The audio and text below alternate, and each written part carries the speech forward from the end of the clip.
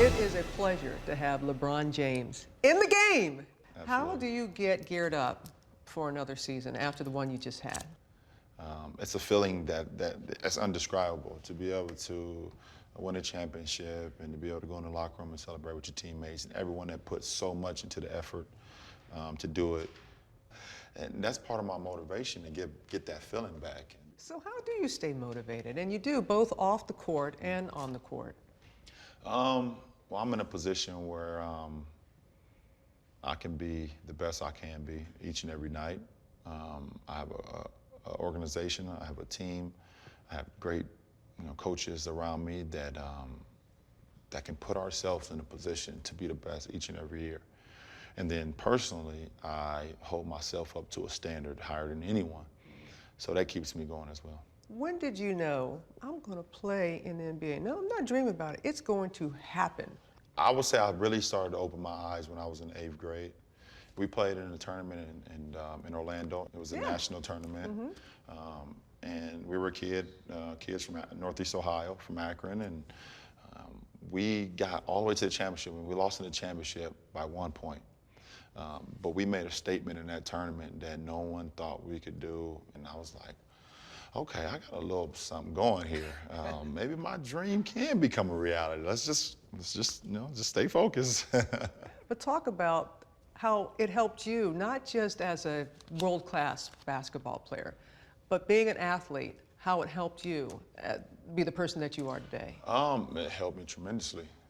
Being an athlete and being around basketball helped mold me to who I am today. The friendships and the brotherhood that it created, the love to, I think when you play sports and you're committed to something, the commitment, the responsibility of showing up to practice on time, to being there for your teammates, to listening to your coaches, it's a responsibility that you have when you're playing with a group that you have to hold your end of the bargain, and it shaped me to who I am today. Who were your role models? Because when we're up there in the classroom and the kids, their eyes get really big and they look up to you for various reasons. Who did you look up to? Well, my mother was definitely number one on my list. She's everything to me. No matter what I was going through, she always kind of kept the outside away from me. And I have no idea how she did it. It was amazing. She was 16 when she was pregnant with me. She was a sophomore in high school. So, as a kid, you don't understand it. But when you grow up and become a man or a woman, and you have your own family, you look back on it and say, wow. Yeah.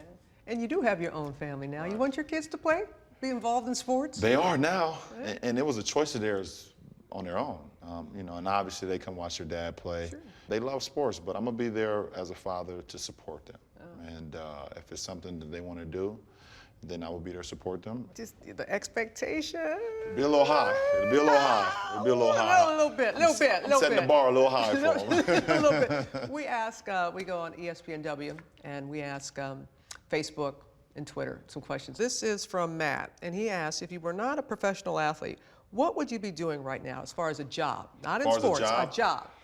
It would have to be something in the community.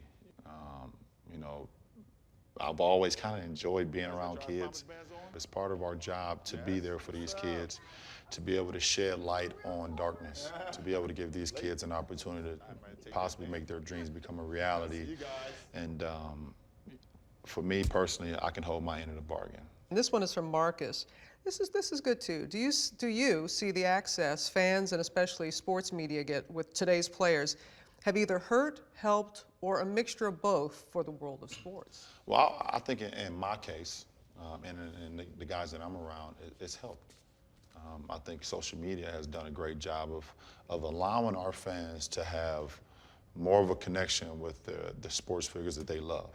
And because it's not realistic for us to touch every fan that loves us. We wish we could, but it's not realistic. But the simple fact that you can go send out a tweet and tell your fans what you're doing, it allows them to feel like they're human, they're accessible. I've tried to use it to the best way I can to let my fans know, hey, I don't take you guys' love and support for granted. Thank you, LeBron. Thank you very much.